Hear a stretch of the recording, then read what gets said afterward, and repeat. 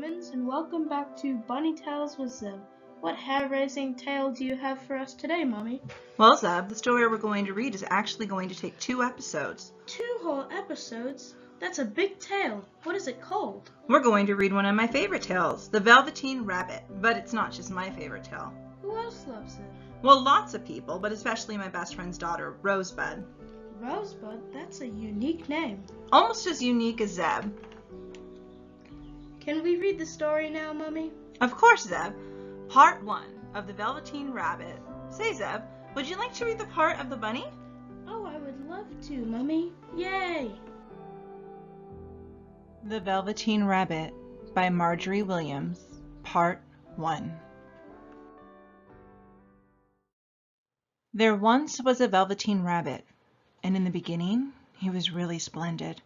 He was fat and bunchy as a rabbit should be. His coat was spotted brown and white. He had real thread whiskers, and his ears were lined with pink sateen. On Christmas morning, when he sat wedged in the top of the boy's stocking, with a sprig of holly between his paws, the effect was charming. There were other things in the stocking, nuts and oranges and a toy engine and chocolate almonds and a clockwork mouse. But the rabbit was quite the best of all. For at least 2 hours the boy loved him, and then aunts and uncles came to dinner, and there was a great rustling of tissue paper and unwrapping of parcels, and in the excitement of looking at all the new presents, the Velveteen Rabbit was forgotten. For a long time he lived in the toy cupboard or on the nursery floor, and no one thought very much about him. He was naturally shy, and being only made of velveteen, some of the more expensive toys quite snubbed him. The mechanical toys were very superior and looked down upon everyone else. They were full of modern ideas and pretended they were real. The model boat, who had lived through 2 seasons and lost most of his paint, caught the tone from them and never missed an opportunity of referring to his rigging in technical terms. The rabbit could not claim to be a model of anything, for he didn't know that real rabbits even existed. He thought they were all stuffed with sawdust like himself, and he understood that sawdust was quite out of date and should never be mentioned in modern circles. Even Timothy, the jointed wooden lion who was made by the disabled soldiers and should have had broader views, put on airs and pretended he was connected with government. Between them all, the poor little rabbit was made to feel himself very insignificant and commonplace, and the only person who was kind to him at all was the Skin Horse. The Skin Horse had lived longer in the nursery than any of the others. He was so old that his brown coat was bald in patches and showed the seams underneath, and most of the hairs in his tail had been pulled out to string bead necklaces. He was wise, for he had seen a long succession of mechanical toys arrive to boast and swagger, and by break their mainsprings and pass away. And he knew that they were only toys and would never turn into anything else. For nursery magic is very strange and wonderful, and only those playthings that are old and wise and experienced, like the Skin Horse, understand all about it. What is real? Asked the rabbit one day when they were lying side by side near the nursery fender before Nana came to tidy the room. Does it mean having things that buzz inside you and a stick-out handle? Real isn't how you are made, said the Skin Horse. It's a thing that happens to you when a child loves you for a long, long time, not just to play with, but really loves you. Then you become real. Does it hurt? Asked the rabbit. Sometimes, said the Skin Horse, for he always was truthful. When you are real, you don't mind being hurt. Does it happen all at once, like being wound up? He asked. Or bit by bit? It doesn't happen all at once, said the Skin Horse. It takes a long time. That's why it doesn't happen often to people who break easily or have sharp edges or who have to be carefully kept. Generally, by that time you are real. Most of your hair has been loved off and your eyes drop out and you get loose in the joints and very shabby. But these things don't matter at all, because once you are real, You can't be ugly, except to people who don't understand. I suppose you are real? Said the rabbit. And then he wished he had not said it, for he thought the Skin Horse might be sensitive, but the Skin Horse only smiled. The boy's uncle made me real, he said. That was a great many years ago, but once you are real, you can't become unreal again. It lasts for always. The rabbit sighed. He thought it would be a long time before this magic called real happened to him. He longed to become real, to know what it felt like, and yet the idea of growing shabby and losing his eyes and whiskers was rather sad. He wished that he could become it without these uncomfortable things happening to him. There was a person called Nana who ruled the nursery. Sometimes she took no notice of the playthings lying about, and sometimes, for no reason whatever, she went swooping about like a great wind and hustled them away in cupboards. She called this tidying up, and the playthings all hated it, especially the tin ones. The rabbit didn't mind it so much, for wherever he was thrown, he came down soft. One evening, when the boy was going to bed, he couldn't find the china dog that always slept with him. Nana was in a hurry, and it was too much trouble to hunt for china dogs at bedtime. So she simply looked about her, and seeing that the toy cupboard's door stood open, she made a swoop. "Here," she said, "take your bunny. It'll go to sleep with you." And she dragged the rabbit out by one ear and put him into the boy's arms.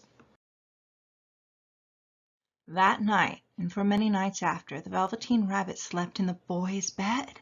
At first he found it rather uncomfortable, for the boy hugged him very tight, and sometimes he rolled over on him, and sometimes he pushed him so far under the pillow that the rabbit could scarcely breathe. And he missed, too, those long moonlight hours in the nursery when all the house was silent, and his talks with the Skin Horse.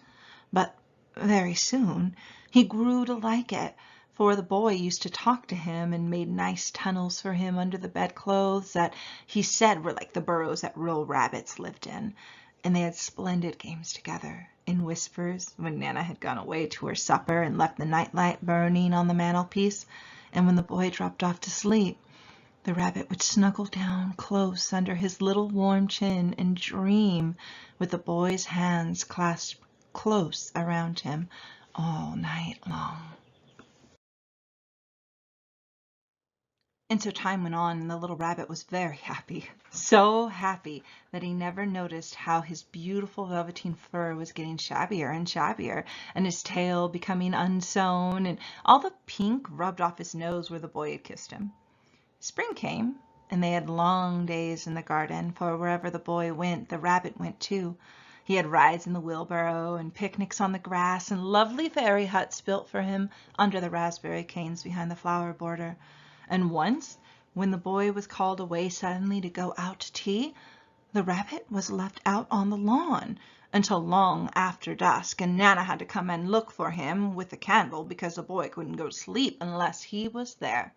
He was wet through with dew and quite earthy from diving into the burrows the boy had made for him in the flower bed, and Nana grumbled as she rubbed him off with a corner of her apron. "You must have your old bunny," she said. "Fancy all that fuss for a toy." The boy sat up in bed and stretched out his hands. "Give me my bunny," he said. "You mustn't say that. He isn't a toy. He's real." When the little rabbit heard that, he was so happy, for he knew that what the Skin Horse had said was true at last.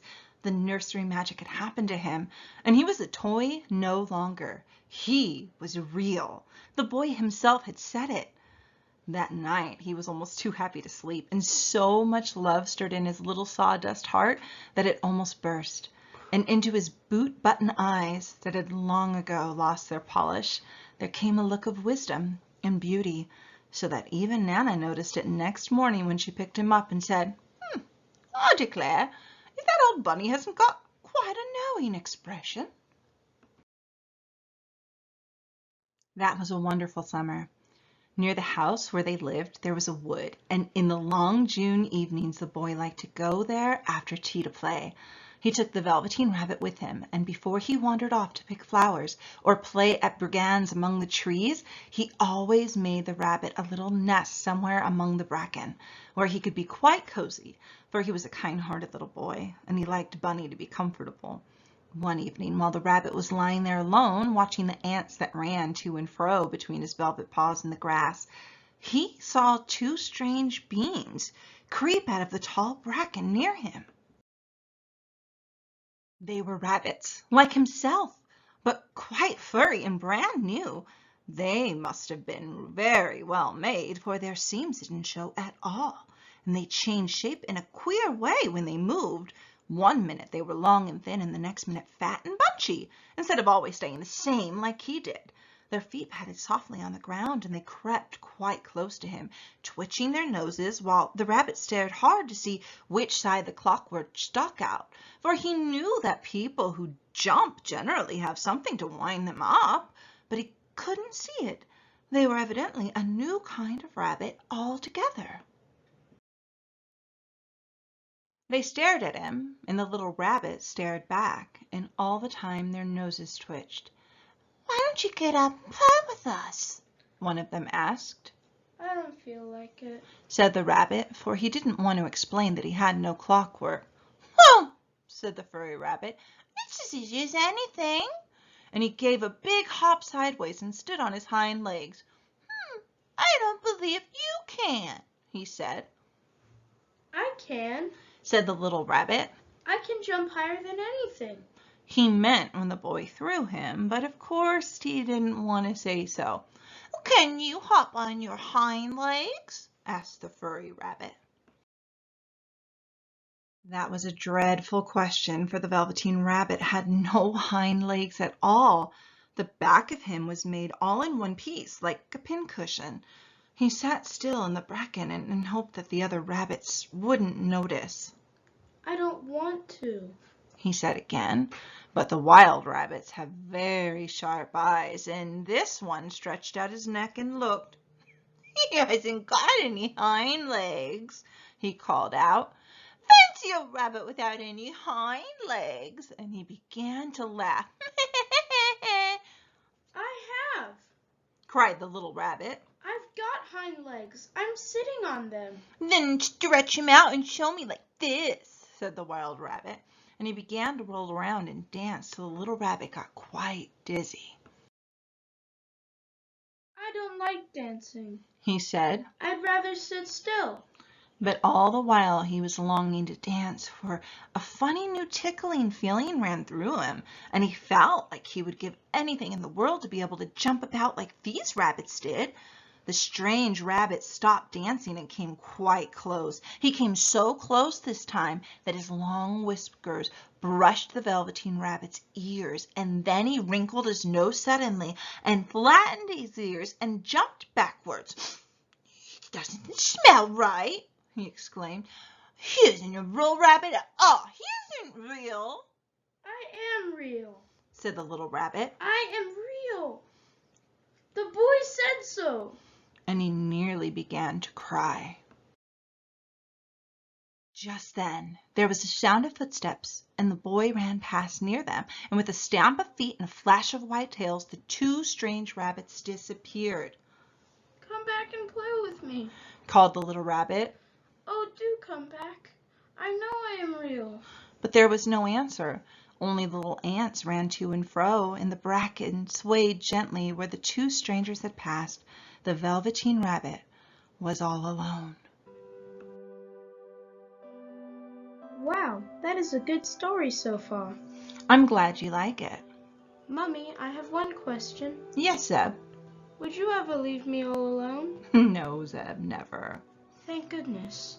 Tune in next week for part 2 of The Velveteen Rabbit. TTFN. Ta-ta for now.